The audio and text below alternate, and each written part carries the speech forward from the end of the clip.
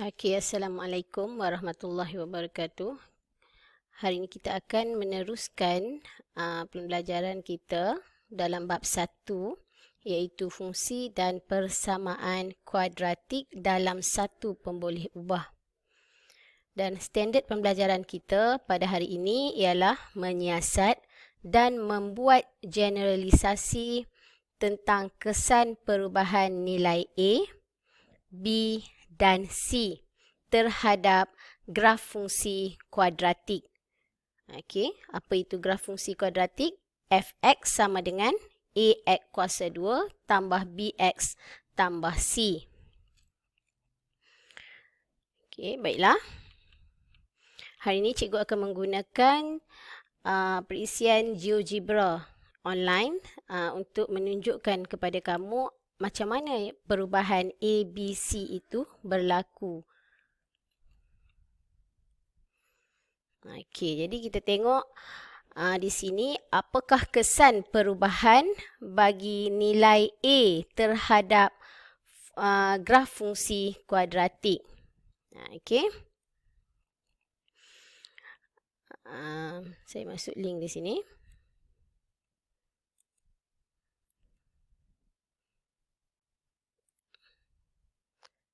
Okey. Kita lihat nilai A ya.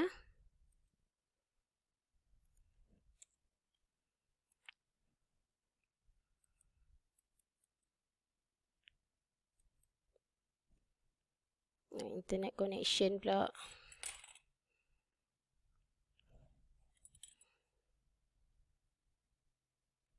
Okey. Kita lihat macam mana perubahan nilai A mempengaruhi graf kuadratik kita. Okey. Tengok di sini. Di sini saya. Okey, kita cuba ubah nilai A di sini ya. Kalau nilai A, okey, nilai A sama dengan, saya letak nilai A sama dengan 0 dulu. Ni 1, 0. Okey, mana graf kamu? Graf kita yang color orange ni kan. Okey, nilai A sama dengan 0, maka dia berada di atas paksi X. Okey, graf kita berada di atas paksi X menjadi satu garis lurus. Okey, let's say graf nilai A 0.4.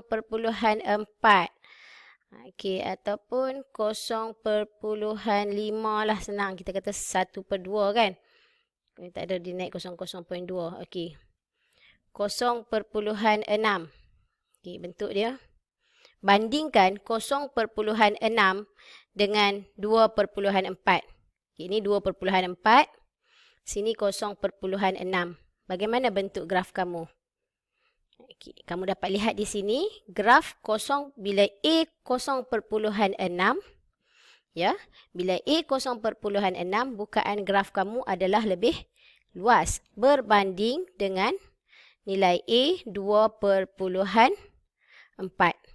Okey, nilai 2.4 nilainya lebih tirus. Kalau 0.6 bukaannya lebih luas. Okey, itu perbezaan nilai A bagi graf yang nilai A-nya positif. Tapi kalau nilai A negatif, macam mana pula? Okay. Macam mana? Kita lihat dulu macam mana bentuk graf tadi. Kalau A positif, bentuk grafnya ialah berbentuk U. Kalau A negatif, okey, let's say di sini saya scroll A ni jadi negatif 0.2. Bila saya ubah jadi 0.2, bentuk graf kamu berbentuk N. Okey, berbentuk N. Okey, bandingkan 0.2 dengan 2. Okey, ini 2. Ini negatif 2 dan di sini negatif 0.2. Macam mana upah bentuk dia? Okey, yang 0.2 bukaannya lebih luas. Okey, yang negatif 2, okey, yang negatif 2 bukaannya lebih tirus, lebih kurus. Jadi di situ beza. Okey, A ni dia menunjukkan sama ada graf kamu tu berbentuk U ataupun N. Okey, kalau U, okey, kalau berbentuk U, A tu bernilai positif. Okey, bila A positif, tengok ni. A positif 1.2. Graf jadi bentuk U dan A juga nilai A pula. Okey, semakin besar nilai A, semakin semakin kurus graf kamu. Boleh.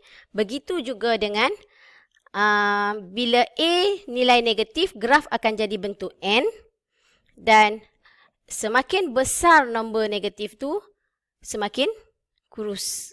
Okey, semakin besar nombor negatif tu, semakin kurus graf kamu. Semakin menghampiri kosong, dia semakin kembung. Boleh faham? Okey, itu adalah perubahan bagi nilai A. Macam mana pula dengan perubahan bagi nilai B? Ini adalah nilai B. Okey, kamu lihat. Okey, nilai B ni, dia ada dua kedudukan. Iaitu kedudukan yang pertama di mana graf itu berbentuk U. Makna kata, bila dia berbentuk U, nilai A lebih besar daripada kosong. Kalau dia bentuk kalau dia bentuk U, nilai A dia mesti besar daripada kosong. Okey, jadi untuk graf berbentuk U, kalau B positif, dia garisan paksi simetri. Yang ni kita katakan paksi simetri di mana dia membahagi sama graf kuadratik ini di sebelah kanan dan juga sebelah kiri. Okey, dia bahagi sama sini. Alright, jadi kalau nilai B-nya, ni apa dia ni? Okey, kalau nilai B positif, okey, kedudukan paksi simetri berada di sebelah kiri paksi Y. Ni yang tengah-tengah ni paksi Y. Okey, paksi simetri akan berada di sebelah kiri. Okey, bila nilai B positif. Bila nilai B negatif, okey, let's say B negatif 5, untuk graf berbentuk U, paksi simetri akan berada di sebelah kanan. Nampak dia macam terbalik lah. Kalau graf bentuk U ni, B positif duduk belah kiri, B negatif duduk sebelah kanan. Okey, jelas? Macam mana pula dengan graf berbentuk N? Iaitu nilai A dia kurang daripada kosong. Makna kata nilai A ialah nombor negatif. Okey, kita lihat di sini. Saya padam graf tadi. Okey. Kalau nilai B-nya negatif, dia akan berada, garisan paksi simetri akan berada di sebelah kiri. Di sebelah kiri paksi Y. Ni paksi Y kan? Dia berada di sebelah kiri kalau B dia negatif. Kalau B-nya positif, iaitu positif 5, okey, paksi simetri akan berada di sebelah kanan. Yang ni dia macam samalah kalau positif kanan, negatif kiri. Itu untuk graf berbentuk N. Okey, faham? Okey, kemudian kita lihat C. Okey, tadi dah A. Saya ulang sekali lagi A. A, kita lihat bentuk sama ada U ataupun N.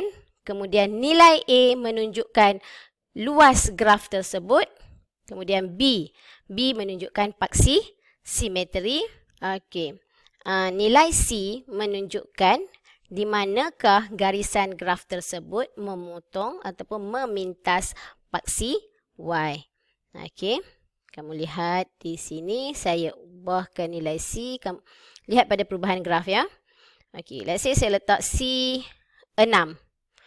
Okey, kamu lihat garisan kuning graf orange graf ni dengan paksi Y. Di manakah garis graf memotong paksi Y? Pada nilai 6.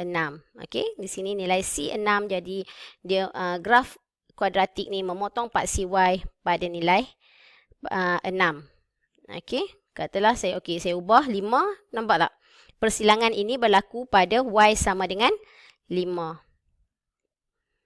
Pada titik Y5. Okey, jadi 4. Okey, dia ubah ke 4, 3, 2, 1 dan 0. Okey, faham? Okey, kalau negatif, dia akan turun ke bawah. Negatif 1, negatif 2. Okey, itu menunjukkan perubahan nilai C pada graf kuadratik kita. Okay, jadi itu saja yang cikgu nak tunjukkan kepada kamu dan cikgu harap kamu dapat mencuba explore sendiri dalam link GeoGebra yang cikgu dah sertakan kepada kamu di bahagian description. Okay. Okay, itu sahaja untuk kelas kita pada kali ini. InsyaAllah kita jumpa lagi. Assalamualaikum warahmatullahi wabarakatuh.